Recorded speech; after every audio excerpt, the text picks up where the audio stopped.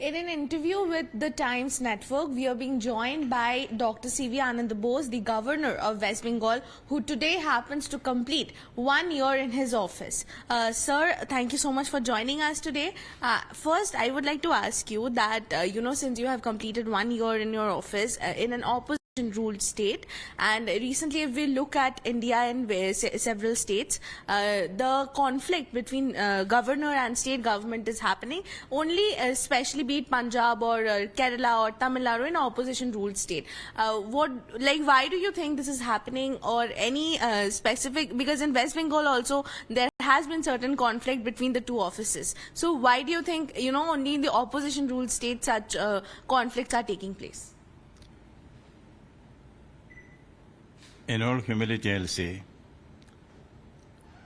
I'm not competent to comment on what is happening in the states governed by my illustrious colleagues.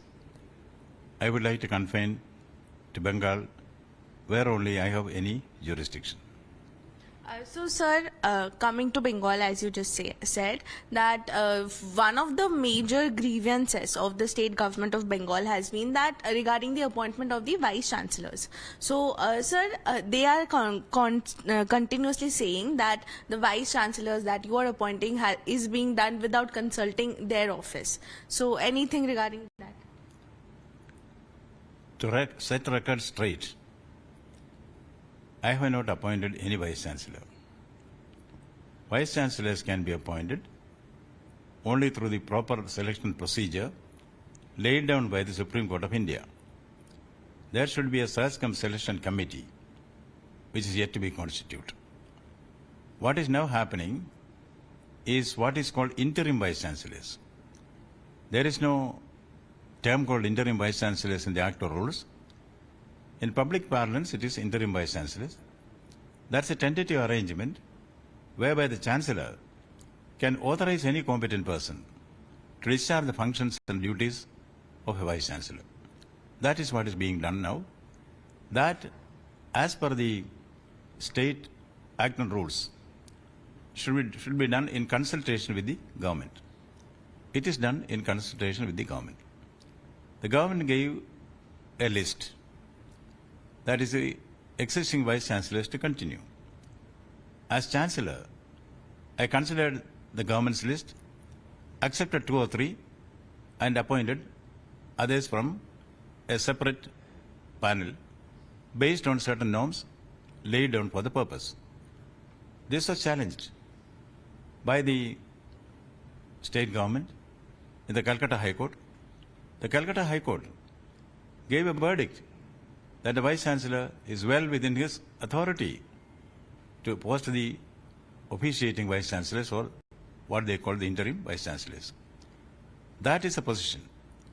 What is now challenged in the Supreme Court, that relates to the provision, the mode of selection of permanent Vice Chancellors.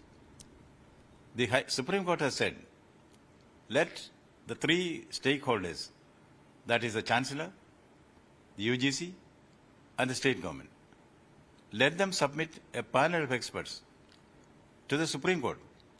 From the panel, Supreme Court will decide what should be the composition of the search cum selection committee. Once that is done, we will start selecting Vice Chancellors. That is the factual position. Sir, also, within the tug of war that has been going on between the state government and the governor, I would like to ask you that, do you think that somewhere the students are being affected, and any particular step that you have taken to ensure that, any problem they have in the administration process, they can reach out? First of all, there is no tug of war. There can be a tug of war if both sides pull on the opposite direction. Governor is not in the tug, not in the war. And sir, anything else that you will be doing in order to, ensure that the students can reach out if any help is required? I have my dream of Bengal emerging as a national hub of education. I have also given an action plan for this. The interim Vice Chancellors, as they are called now, they met together and they gave me what is called the Calcutta Commitment. That is for the reformation in the education system in the universities, where specific proposals are there to ensure that the Bengal universities emerge as the topmost in the country in the matter of higher education.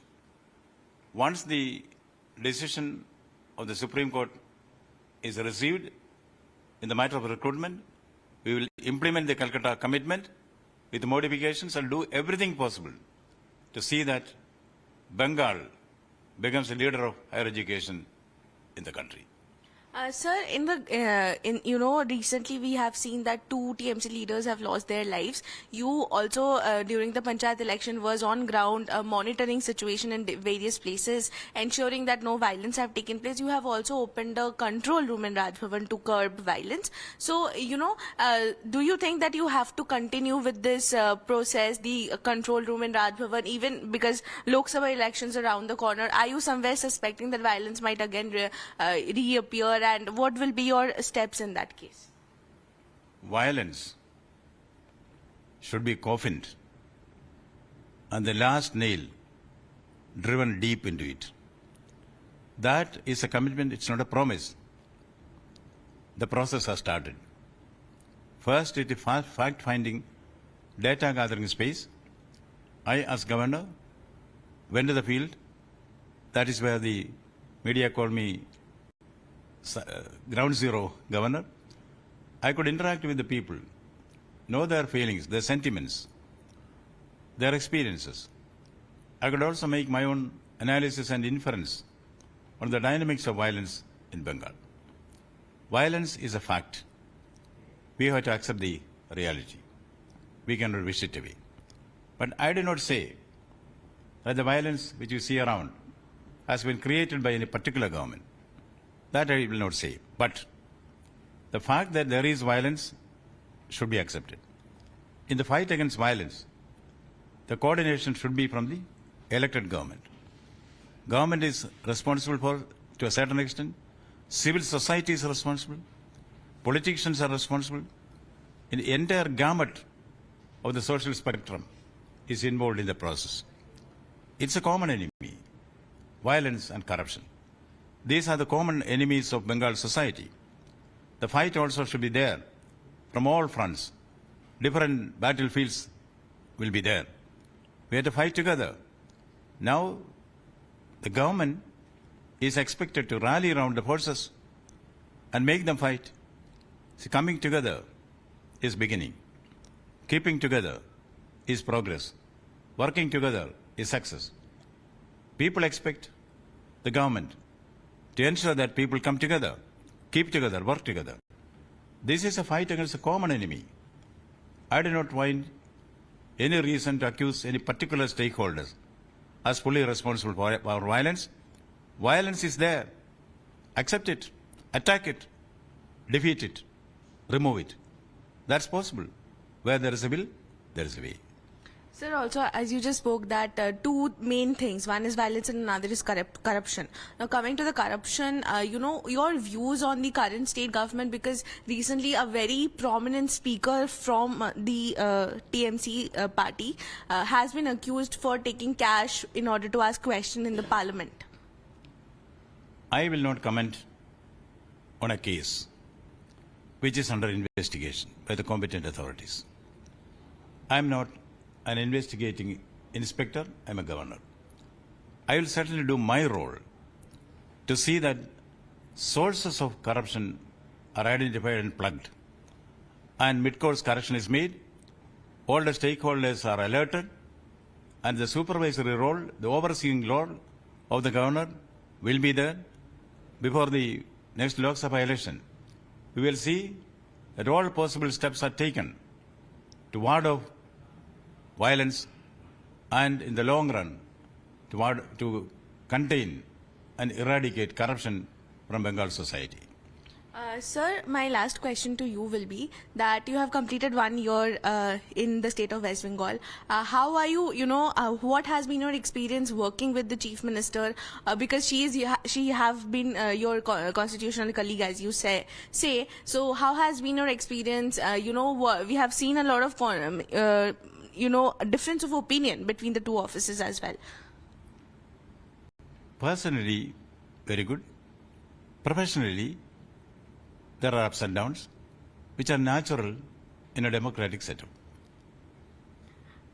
Thank you so much, sir. So this was Dr. CV Anand Bose talking to the Times Network at Raj Bhavan on the day when he completes 1 year in his office.